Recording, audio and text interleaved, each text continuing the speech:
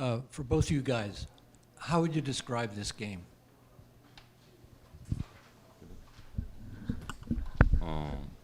It's a wake-up call. I felt like, we won 2 in a row. So, but we won against Miami, a really good team back in Florida. So I'll kind of just say a wake-up call.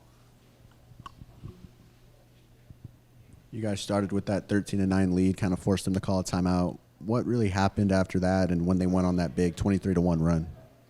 I would just say we kind of started the game in transition. We got a lot of stops, and we were able to push. We know they're number 2 defense in the country in the half court, so we weren't able to get stops after that, so we weren't really able to run and score.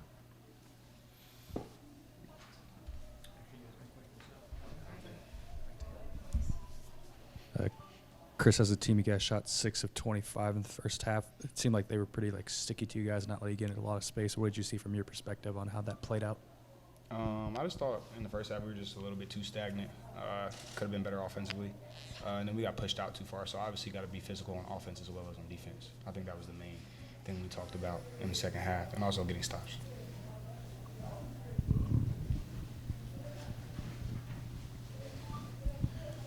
In the second half, you actually were much more successful on offense. It was a pretty even game. What helped out and what put you in that position?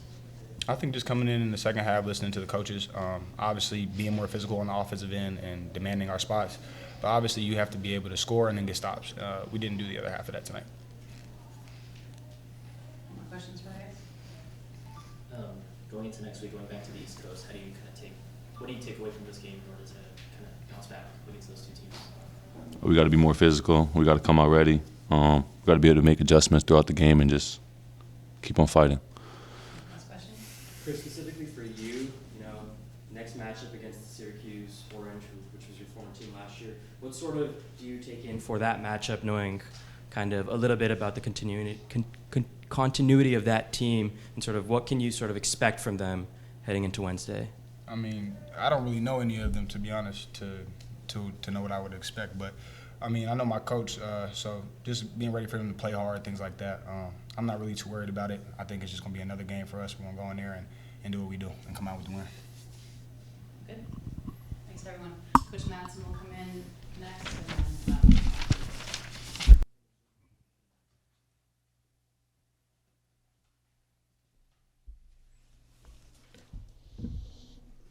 Thank you for coming out tonight.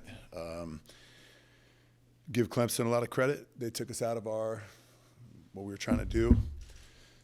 We had 7 assists, 14 turnovers. We tried to go too much one-on-one, especially in the first half.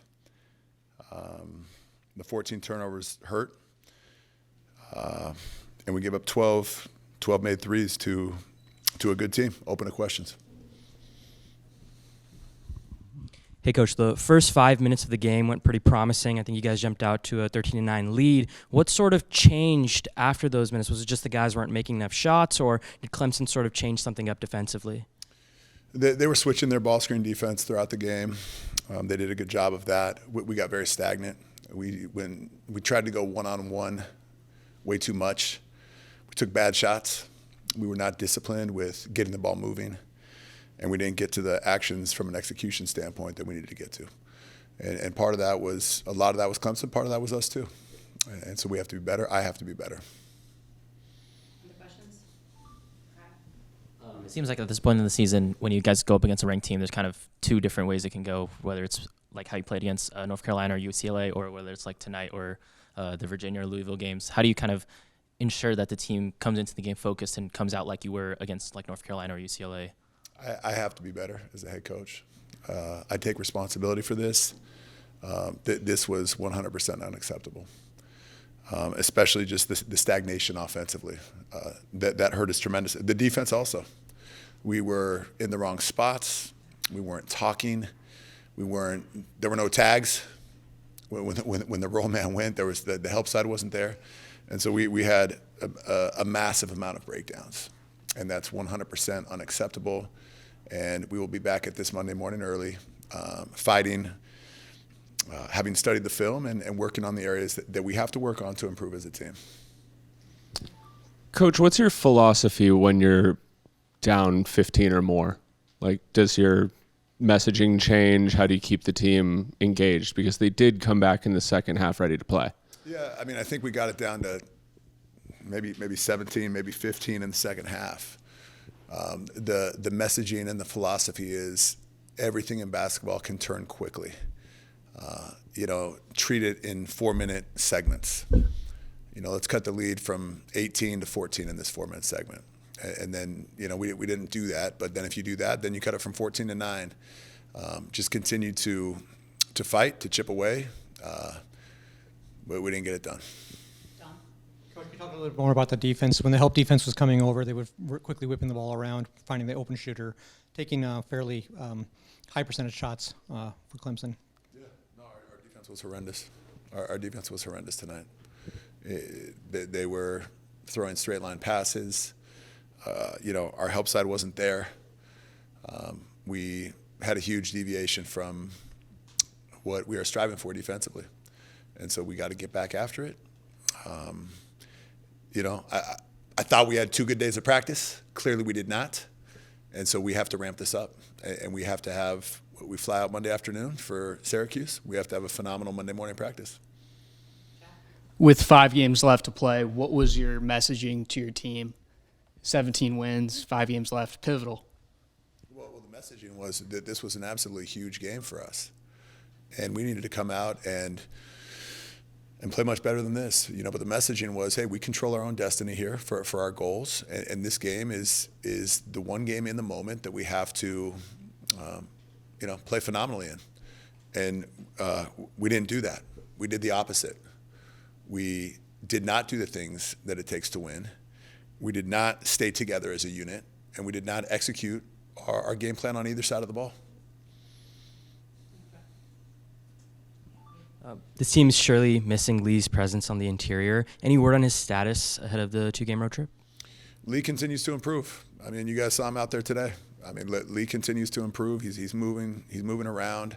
I'm not the trainer, and so I don't have a clear view of exactly when Lee is going to come back. I do know that we have our trainer and our medical staff do a great job, and so. What we've been doing is we've been updating, every time through the ACC announcement process, and we'll continue to do that. And when there's a change, it'll be done through that. Based on the current AP poll, this is the last ranked team on your schedule left. Is that, I guess, does the quality of the teams you're playing as you're going down the stretch, does that kind of go into how you're approaching things, especially with, the March Madness bubble kind of looming, coming up? Look, our goal is to dominate every single game on both sides of the ball, to have a dominating defensive performance and a dominating offensive performance. That's always the goal and the standard. Sometimes you don't get both. Sometimes you get both for one half. Tonight we didn't have either. We didn't have either. It was not good out there. It was not good. And I told the players, I take responsibility, and I have to be better. And after this, I'm going straight to the film, and we're going to dive into exactly what happened, because there's a number of things that we can make clear improvements on, and we'll get back to our standard and our level of basketball. Last question over there with Jake. Yeah, do you talk to the players about the NCAA tournament and the chances of doing that and what you have to do to get there? 100%. Our focus is beyond the NCAA tournament, Jake. I definitely appreciate the question. Our focus has always been a deep run in the NCAA tournament. We try to focus very directly on just only kind of the task at hand. The task at hand. This game today was a 1-game series. We had put together some decent performances. We had put together some good wins, and today, give Clemson credit. They took us out of what we were trying to do, and we also didn't do what we were supposed to do. And so it was a combination of both, and we have to be much better, and we will. Thanks, everyone. Thank you. Thank you.